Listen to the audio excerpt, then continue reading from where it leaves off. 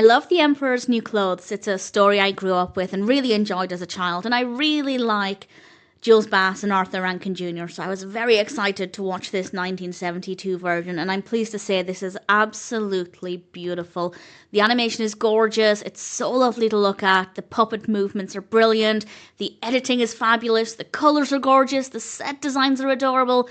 And the story itself is great. If you're unfamiliar with the story, it's about an emperor who wants some new clothes. But unfortunately, the tailor is going to trick him by pretending that these clothes are just invisible. Invisible to certain people who are maybe not as superior as the emperor. So the emperor, not wanting to feel like he is an idiot, says, oh yes, I can see the clothing.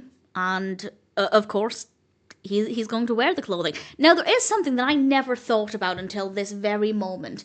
He thinks that everybody else, the townspeople, etc., are not going to be able to see the clothes because they're not as intelligent as him. They're quite stupid.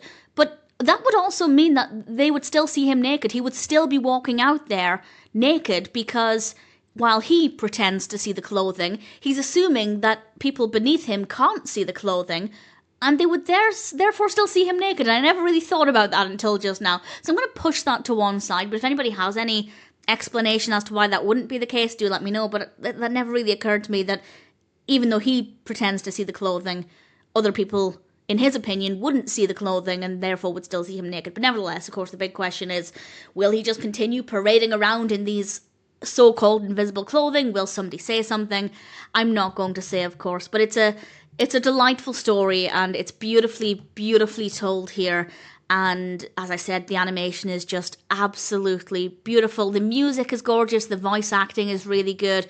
All of the characters suit the voices really well. We also have a little bit of live action as well with Kaye, which is quite nice. So that gives us something a little bit extra. I wasn't that bothered about the live action. It would have been as fabulous without it, but it helps shape the story a little bit. If you're an existing fan of The Emperor's New Clothes, this is definitely worth watching. I think you'll love it.